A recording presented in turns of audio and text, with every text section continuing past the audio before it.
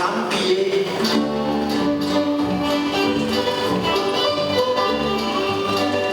Là sulla rampa di Calumet, anche Gigi va con qualche figlia, che si appoggia al parapetto e fa un pasino da rete